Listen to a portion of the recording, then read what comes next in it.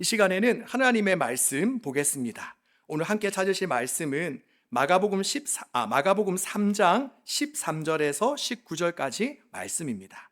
마가복음 3장 13절에서 19절까지 말씀, 제가 가진 신약성경 57면쯤에 있습니다. 한 절씩 교독하겠습니다. 또 산에 오르사 자기가 원하는 자들을 부르시니 나온지라.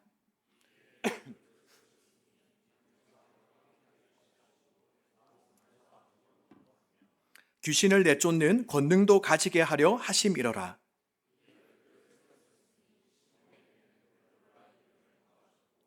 또 세베대의 아들 야고보와 야고보의 형제 요한이니 이 둘에게는 보아너게 곧 우레의 아들이란 이름을 더하셨으며,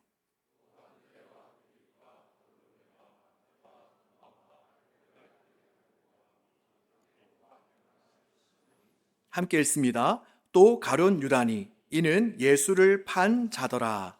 아멘. 미국인 선교사님 중에 빌 맥체스니라는 분이 계셨습니다. 이분은 28살의 젊은 나이로 1964년 콩고 내란 때에 살해되셨는데, 이 선교사님께서 콩고에 가기 전에 이런 시를 적으셨다라고 합니다. 자, 제목은 바로 나의 선택인데 이 시간 제가 한번 읽어드리겠습니다. 우리 28살 이전에 쓰신 20대에 쓴 바로 시입니다. 아침 8시 나는 햄과 계란으로 마련된 아침 식사를 하고 싶습니다. 1시가 되면 잘 구운 스테이크로 점심을, 그리고 일과를 마친 후 다시 저녁을 들겠습니다. 방마다는 전화가 있고 부드러운 카펫이 깔려있는 거실과 예쁜 커튼으로 꾸며진 문, 그런 초현대적인 집을 갖고 싶습니다. 사랑스러운 것들로 잘 정돈된 아늑한 방, 스프링이 들어있는 폭신한 안락 의자, 그리고는 조그만한 텔레비전 한 대를 갖고 싶습니다. 나는 또 최신 유행의 조끼, 정장이 가득 찬 깔끔하고 멋진 최고급 옷장을 갖고 싶습니다. 크리스찬은 왜 최고급을 가질 수 없나요? 그러나 그때 나는 너무나도 분명하게 말씀하시는 주님의 음성을 듣습니다. 갈릴리의 비천한 자, 나를 따르렴. 공중의 새도 보금자리가 있고 여우도 실만한 굴이 있으나 나는 너에게 잠자리도 줄 수 없구나. 내 자신 머리 둘 곳조차 없는 자란다. 수치심으로 나는 고개를 떨굴고 울부짖습니다. 어떻게 내가 십자가에 달리신 그분을 멸시할 수 있는가? 그분이 가셨던 길, 기도로 지새운 그분의 수많은 밤들을 어찌 내가 잊을 수 있겠는가? 한 조각 음식도 없이 주님은 40주야를 홀로 금식하셨습니다. 멸시당하고 거절당한 채 그분은 계속 그 길을 가셨고, 성전의 휘장이 찢겨져 나갈 때까지 그분은 멈추지 않으셨습니다. 슬픔과 번민을 겪은, 안식을 줄 아무런 육신의 친구도 없이 하나님께 버림을 당한 자, 예언자가 말하길 그는 모욕을 당하시고 매맞은 바 되었고 멍들었으며 그에게서 붉은 피가 흘렀다고. 그가 정녕 하나님이시고 나를 위해 죽으신 분일진데 죽을 수밖에 없는 인생인 내가 어떤 희생을 드린들 그보다 더하겠습니까? 예수님을 위해 내가 바로 그 일을 하렵니다. 그렇습니다. 그분이 가신 그 길을 나도 가렵니다. 그 어떤 다른 길도 나의 하나님을 기쁘시게 할 수 없으므로 이것이 나의 선택입니다. 영혼을 위한 나의 선택입니다. 우리의 인생에는 두 가지 길이 있습니다. 바로 하나는 내 육신의 만족과 욕망을 쫓는 길이고, 또 하나는 하나님의 사명을 쫓는 그러한 길입니다. 자, 그렇다면 이 자리에 있는 저와 여러분은 과연 어떤 길을 가기를 원하십니까? 마태복음 16장에서 예수님은 가이사랴 빌립보에서 함께 서 있는 제자들에게 물으셨습니다. 우리가 잘 아는 내용이죠. 예수님은 제자들에게 너희는 나를 누구라고 생각하느냐라고 물으셨습니다. 근데 지금 예수님과 제자들이 서 있는 이 가이사랴 빌립보라는 도시는 당시 황제의 도시였습니다. 이곳은 가이사 아구스도, 우리가 잘 아는 옥타비아누스가 헤롯 대왕에게 하사한 도시인데, 후에 헤롯 빌립 2세가 이 도시를 잘 정비해서 황제를 기린다라고 하여서 가이사랴라는 이름을 붙였습니다. 그러니 이곳은 로마 황제의 위상에 맞는 규모와 또 아주 크고 위대한 건축물들, 그리고 온갖 화려하고 멋진 것들로 꾸며져 있었습니다. 왜냐하면 이 도시에 온 사람들 모두가 다 바로 이 도시에 압도되어서 황제를 우러러 볼 수밖에 없도록 만들었기 때문이죠. 그러니 이러한 도시에 온 예수님의 12제자들은 어떻게 했습니까? 바로 모든 것이 다 자신들과 비교가 되어져서 자신의 모습이 더욱더 한없이 초라하고 보잘것없게 여겨졌을 것입니다. 아마도 그들은 속으로, 야, 이게 뭐야? 우리가 그동안 예수님을 따르기 위해서 집과 직업도 버린 나에게는 주어진 것이 아무것도 없었는데, 이렇게 황제를 따르고 우상을 따르는 자들은 이렇게 휘황찬란하게 살아가고 있잖아 라고 생각했을 것입니다. 그리고 이러한 제자들의 생각을 아셨는지 그쯤에 예수님께서 제자들에게 물으셨던 것입니다. 그것은 바로, 얘들아, 너희들은 나를 누구라고 생각하니? 라고 물으셨습니다. 아마도 이러한 질문을 던지신 예수님의 마음에는 이러한 질문이 함께 들어있었는 줄도 모르겠습니다. 베드로야, 야고보야, 그리고 요한아, 지금 너희들 이 화려한 건물과 장식들을 보고 있지. 아마 너희들은 이것들을 보면서 어쩌면 이곳에 살고 있는, 바로 이 세상의 가치관을 쫓고 있는 사람들을 부러워하고 있을지도 모르겠구나. 또한 어쩌면 지금껏 내 자신을 위해서, 나를 위해서 집도 가족도 다 버리고 따라온 것을 너희들은 어쩌면 후회하고 있을지도 모르겠구나. 그런데 어쩌지? 나를 따르는 길은 바로 이러한 화려한 것들이 보장된 길이 아니야. 어쩌면 지금보다 더 사람들에게 너희들은 삿대질을 받고 욕을 먹고 핍박을 당할지도 몰라. 아니, 어쩌면 너희들의 목숨을 잃을지도 모르지. 얘들아, 그래도 너희들은 계속해서 나를 따라올 수 있겠니? 그래도 너희들은 계속해서 나를 하나님의 아들이라고 고백할 수 있겠니? 자, 그러자 이어서 베드로가 대답합니다.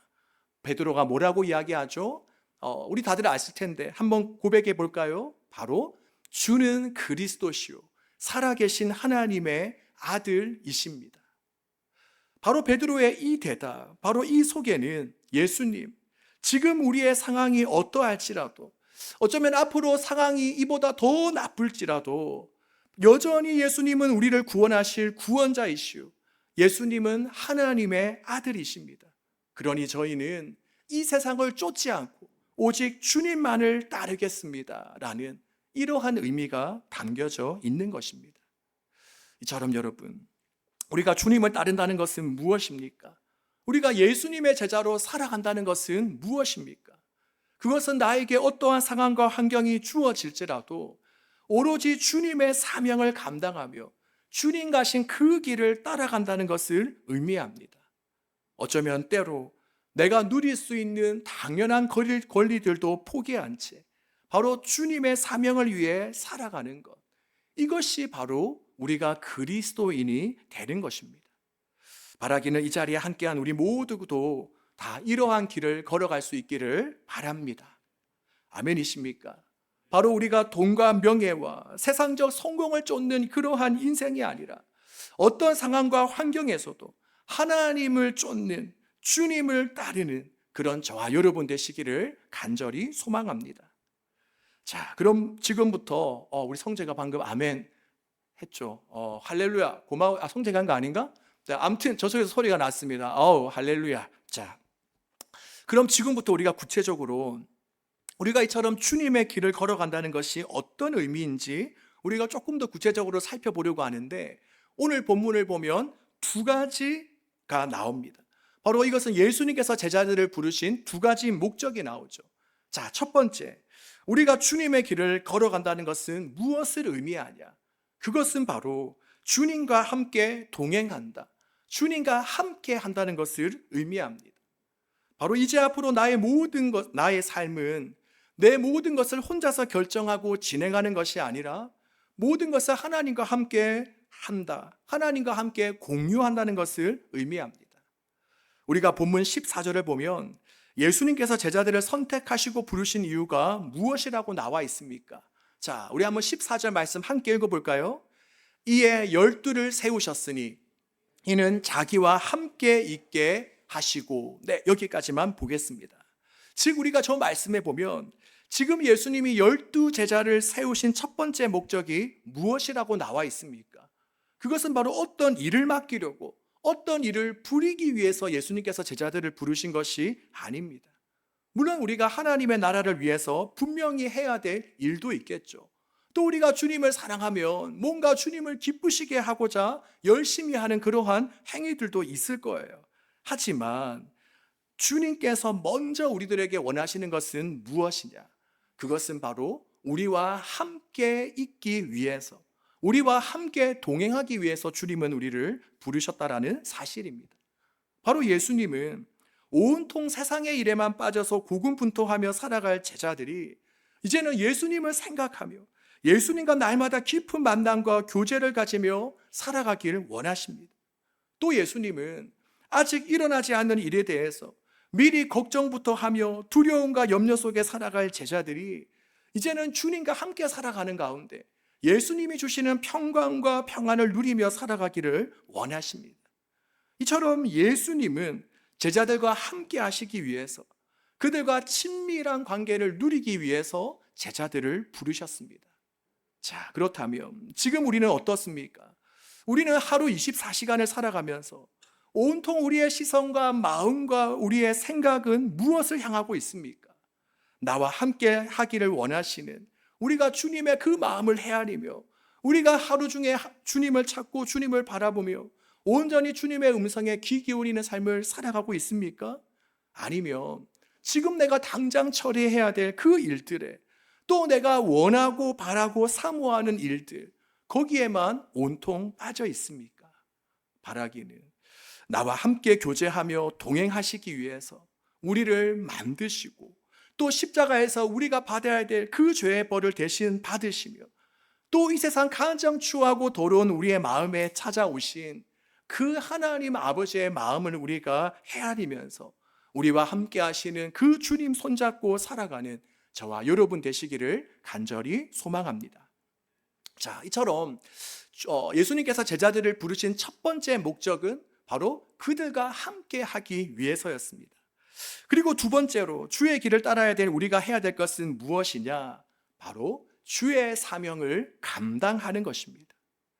예수님께서 이 땅에 오셔서 하신 일을 보면 2000년 전에 이 땅에 인간의 몸을 입고 오신 예수님께서는 먼저는 병들고 아픈 자들, 또 연약하고 사회적으로 어려움에 빠진 자들을 위로하고 치료하셨습니다. 또한 예수님은 회개하라, 이제 하나님의 나라가 가까이 왔다, 나는 하나님의 나라로 들어가는 길이요 진리요 생명이니 나로 말미암지 않고는 하나님의 나라에 들어갈 수가 없다라고 말씀하시며 도를 전하셨습니다. 전도하셨습니다. 그리고 예수님은 이제 조금만 있으면 자신이 십자가에서 죽으시고 다시금 이제 하늘나라로 올라가실 것을 아시고 자신이 그동안 하셨던 그 모든 일들을 이제는 제자들을 통해서 계속적으로 이어가길 원하셨습니다. 그래서 오늘 본문 14절 후반부터 15절 말씀을 보면 뭐라고 기록되어져 있나? 주님께서 제자들을 세우신 이유가 이렇게 기록되어져 있습니다. 자, 우리 저기 노란 글씨 이번에는 함께 한번 읽어보겠습니다. 또 보내사 전도도 하며 귀신을 내쫓는 권능도 가지게 하려 하심이러라. 아멘. 바로 예수님은 제자들과 함께 시간을 보내면서 그들과 둘도 없는 친밀함과 사랑을 나누기를 원하셨는데 그 대상이 바로 결코 12명으로 한정되기를 원하지 않으셨습니다. 바로 예수님은 그 하나님과의 자신과의 친밀한 그 관계가 이제는 점차 더 많은 사람들에게로 확대되기를 원하셨습니다.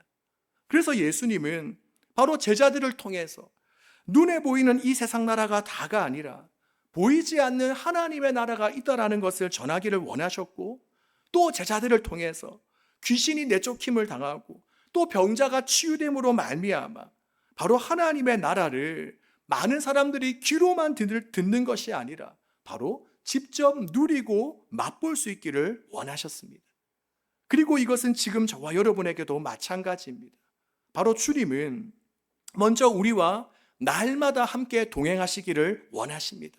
그리고 둘째는 우리를 통해서 하나님의 나라가 온 세상 끝까지 전파되기를 원하며 또 우리를 통해서 주변 사람들이 하나님의 나라를 눈으로 직접 보고 경험할 수 있기를 원하십니다.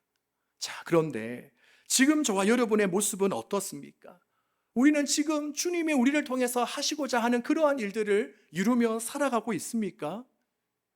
요즘 현대인들은 정말 하루하루를 참 바쁘게 사는 것 같습니다. 그런데 이 시간 그 바쁜 삶에서 한번 멈춰서서 우리 자신에게 이 시간 한번 물어보았으면 좋겠습니다. 그것은 뭐냐? 지금 나는 과연 하나님이 원하시는 삶을 살고 있나? 지금 나는 하나님께서 나에게 맡겨주신 사명을 감당하고 있나? 지금 나는 나에게 주어진 일만 처리하느라고 바쁘게 짜여진 스케줄만 감당하느라고 정작 주님이 나에게 원하시는 일을 잊고 있는 것은 아닌가?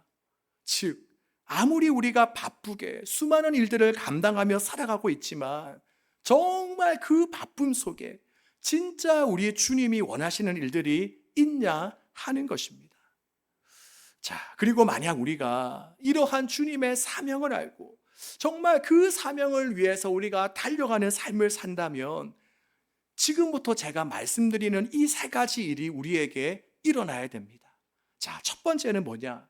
바로 사람을 바라보는 인식이 달라져야 됩니다. 자, 첫 번째가 뭐라고요? 사람을 바라보는 인식이 달라져야 됩니다. 그 전까지는 사람의 외모와 겉모습, 조건들이 보였다면 이제는 우리가 사명을 감당하기 시작하면 그 사람의 영혼이 보여야 됩니다. 그리고 이전에는 그냥 그 사람과 내가 가까워지고 친밀해지는 것이 목적이었다면 이제는 더 나아가서 바로 그 영혼이 주님을 알고 주님을 사랑하고 주님을 따르는 사람들이 되도록 하는 데에 우리는 목표를 삼아야 됩니다. 자, 지금 우리 주변의 친구나 후배, 선배를 보십시오. 나랑 친하고 나랑 잘 맞지 않는 사람들 외에는 솔직히 별로 관심이 없죠. 그리고 나랑 친한 사람들끼리도 그저 어떻게 하면 함께 재밌게 놀 수 있을까? 어떻게 하면 이 함께 즐거운 시간을 보낼 수 있을까? 하는 생각밖에 하지는 않습니까?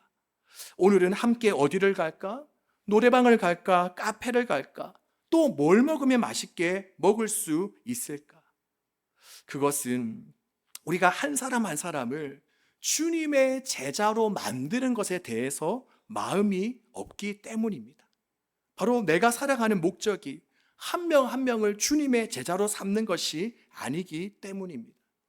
만약 내가 살아가고 있는 그 목적이 정말 내가 하나님의 나라를 전파하고 모든 민족을 주님의 제자 삼는 것이라면 또 내가 학교에서나 교회, 직장 등 그 어느 자리에서든 만나는 모든 사람들이 주님께서 나에게 제자 삼으라고 보내주신 영혼이라는 그러한 인식이 있다면 어떻게 우리는 하나님을 알지 못하는 그 사람들을 외면할 수 있겠습니까? 어떻게 우리는 나랑 그들과 친하지 않는다는 이유만으로 그들을 외면할 수 있겠습니까?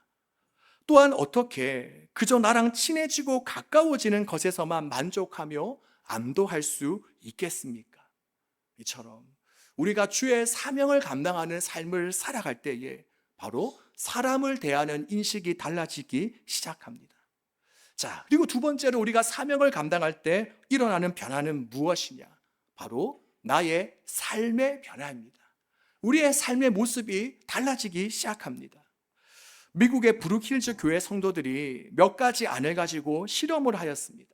이름하여 레디컬 실험이라고 부르는데 그들은 주님께서 명령하신 명령에 순종하는 것이 과연 세상적인 성공을 쫓는 것보다 더 의미 있고 만족스럽고 기쁜지 확인해보는 그러한 실험이었습니다.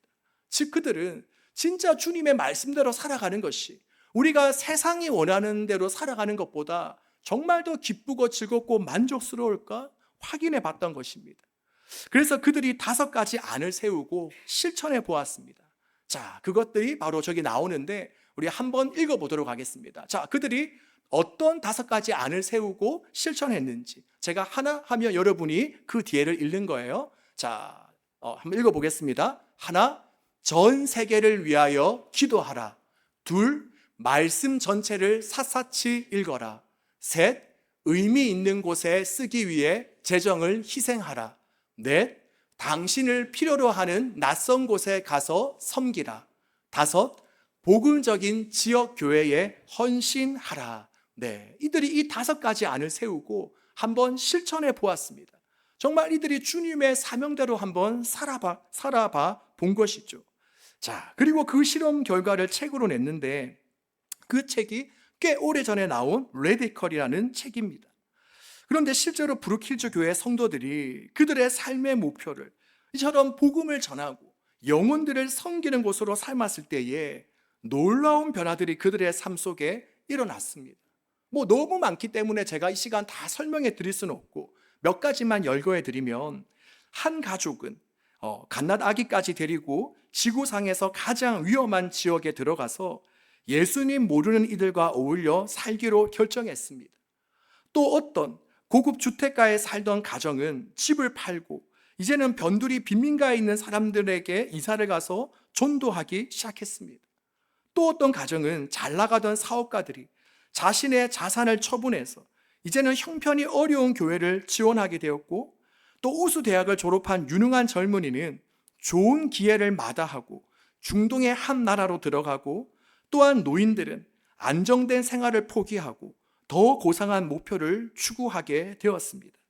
또한 그 외에도 돈 씀씀이와 쓰임새를 조절하게 되고 사고방식이 바뀌고 또 세상을 향한 하나님의 뜻을 이루는 삶을 드리기로 그들이 작정하게 되었습니다. 바로 이처럼 우리가 하나님께서 주신 그 사명을 인식하고 우리가 그 사명을 감당하는 삶을 살아가려고 하자 그들에게 어떤 변화가 일어나게 됩니까? 바로 지금까지 이어져 왔던 그 모습들, 즉 나의 재미와 유익과 만족을 위해 살아왔던 그 모습들을 청산하고 이제는 하나님과 바로 이 땅의 수많은 영혼들을 위해서 살아가게 된 것입니다. 이처럼 우리가 사명 감당하는 삶을 살아가면 두 번째로 우리의 삶의 모습이 달라집니다. 자, 그리고 세 번째로는, 마지막 세 번째로 나타나는 변화는 무엇이냐? 바로 더욱더 기도하고 주님께 매달리게 됩니다. 사도행전에 기록된 초대교회 역사를 보면 그들은 어떠한 중요한 시험이나 특별한 일을 앞두고 있을 때에만 간절히 기도한 것이 아니었습니다. 바로 초대교회 성도들은 무시로 수시로 기도하며 또 기도에 온 힘을 쏟았습니다. 즉 그들의 삶 속에 있어서 기도는 무엇이냐? 그냥 어떤 액세서리와 같이 부수적인 것이 아니라 그들의 삶 그 자체였습니다. 하지만 우리는 어떻습니까? 우리는 어떤 중요한 시험을 앞두고 또는 어떤 고민이 생겼을 때 우리는 주님에 대해 갈급한 마음을 가지지 않습니까? 그렇다면 왜 우리와는 달리 초대교회 성도들은 그토록 기도를 중요하게 여기며 온통 기도에 힘을 쏟는 삶을 살았습니까? 물론 첫 번째로 그때와 지금 우리가 살아가고 있는 시대적 상황이 다르기 때문이겠죠. 신앙의 자유가 있는 우리와는 달리 당시 그때에는 예수님을 믿는 그 자체가 자신의 목숨을 내어놓아야 했기 때문에 그들은 기도할 수밖에 없었던 것입니다. 그리고 또한 두 번째는 뭐냐? 그들이 기도할 수밖에 없었던 두 번째 이유는 바로 그들은 제자 삼는 그 사역을 본인의 사명으로 여기며 살았기 때문입니다.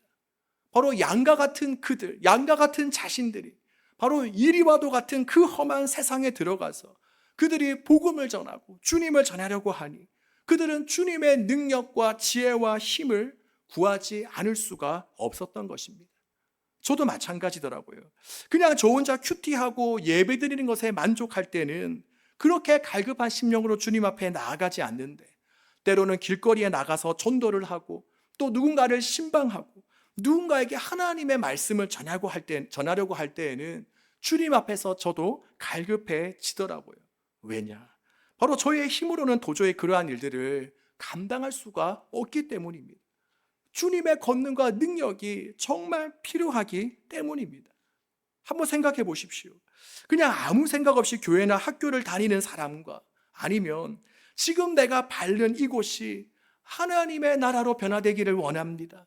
주님, 제가 만나는 이 한 영혼 한 영혼이 주님의 제자가 되기를 원합니다라는 목적을 가지고 살아가는 그 두 사람이 같겠습니까? 또한 정말 내가 다니는 학교의 학생들, 또 직장 동료들, 또 교회에서 만나는 지체들이 정말 주님의 제자가 되기를 원한다면 학교 문 앞을 지나치며 또 교회 문을 열고 들어오며 우리는 기도하지 않을 수 있겠습니까? 주님, 오늘 제가 만나는 영혼들을 주님께서 붙잡아 주십시오. 오늘 제가 누군가를 만날 때 그들에게 담대히 예수님을 전할 수 있게 해 주십시오. 오늘 이 예배에 성령으로 기름 부어 주십시오. 이렇게 우리가 주님의 제자를 삼는 일을 목적으로 삼고 나서면 누가 시키지 않아도 우리는 간절히 주님 앞에 무릎 꿇을 수밖에 없는 것입니다. 우리 사랑하는 여러분, 바라기는 우리 예전사 청년들이 정말 간절한 심정으로 주님 앞에 무릎 꿇고 기도할 수 있기를 바랍니다. 그 방법 중에 하나로 우리가 토요 기도회, 리바이벌 기도회를 하는데, 우리가 리바이벌 기도회라고 이름을 붙인 것은 우리 자신만을 위해, 우리 공동체만을 위해서 기도하는 것이 아니라, 우리 물론 공동체의 어떤 리바이벌, 살아남을 위해서도 기도하지만 우리가 이 부산 땅을 위해서, 우리가 적어도 부산 땅에 살고 있으면 이 땅의 청년들의 부흥을 위해서 우리가 기도해야 되지 않겠냐, 우리가 이런 심정으로 리바이벌 기도회라는 이름을 붙였습니다. 그런데 물론 그 자리에 함께하는 소수도 참 귀한데, 제 마음에는 우리가 조금 더 모여서 조금 더 많은 일원들이 정말 뜨겁게 하나님을 부르짖었으면 좋겠다라는 그런 마음이 계속해서 들더라고요. 그런데 제가 한 가지 방안을 생각했어요. 매주 나오라고 하면 부담돼서 안 나올 것 같더라고요. 그래서 생각했던 게, 한 달에 한 번만 나오자. 꽤 괜찮죠, 여러분들? 별로 안 괜찮나요? 자, 4번, 5번 다 나오라고 하면 여러분 안 나올 거잖아요. 부담되고, 시키는 저도 부담될 것 같아요. 근데 적어도 한 달에 한 번 우리가 나와서 기도할 수 있지 않습니까? 끝까지 대답 안 하는데 않습니까? 네, 그래서 우리가 뭐 구역별로도 좋고 또 개인별로도 좋고, 우리가 한 달에 한 번 정도는 우리가 토요일 기도회 때 나와서 진짜 우리가 이 부산의 영혼을 위해서, 또 우리 공동체를 위해서 우리가 기도할 수 있었으면 좋겠습니다. 자, 이처럼 우리가 다시 말씀을 정리하면, 이처럼 사람을 바라보는 인식이 변화되고 또 삶의 내용과 패턴이 변화되고 우리가 더욱더 간절히 주님 앞에 기도하며 매달리는 이러한 모습들이 언제 이루어지게 된다라고 말씀했습니까? 바로 주님이 나에게 주신 그 사명을 내가 인식하고 그 사명대로 살아갈 때입니다. 자, 그렇다면 역으로 한번, 왜 우리 안에는 이러한 모습들이 뚜렷이 나타나지 않습니까? 왜 우리는 세상 사람들과 똑같은 기준으로 사람을 바라보고 그저 단지 가까워지고 친밀해지는 것에만 만족하고, 또 우리의 삶의 방향은 늘 나의 욕심과 욕망을 채우려고 하는 것에만 향해 있으며, 또 그리고 어떤 문제가 생길 때에만 하나님을 찾게 되는 것이겠습니까? 그것은 바로 우리는 모든 민족을 제자 삼아라, 땅끝까지 증인이 되어라라는 그 주님이 나에게 주신 사명을 나의 목적으로 삼고 있지 않기 때문일 것입니다. 그러기에 바라기는, 날마다 우리가 하나님이 오늘 나에게 주신 사명은 무엇일까? 왜 내가 이 땅을 살아가고 있을까? 그 삶의 이유와 목적, 분명한 사명을 우리가 날마다 깨닫고 인지할 수 있기를 바랍니다. 그리하여 우리가 사람을 바라보는 우리의 인식이 변화되고, 또 하나님께서 나에게 주시는 힘과 에너지, 재정, 시간, 이것을 우리가 다른 영혼들을 위해서 사용하며 더욱더 주님 앞에 간절히 나와 무릎 꿇고 기도하는 우리 예전사 청년들, 예수님의 전사, 예수 전하는 사람들이 되기를 주님의 이름으로 축복합니다.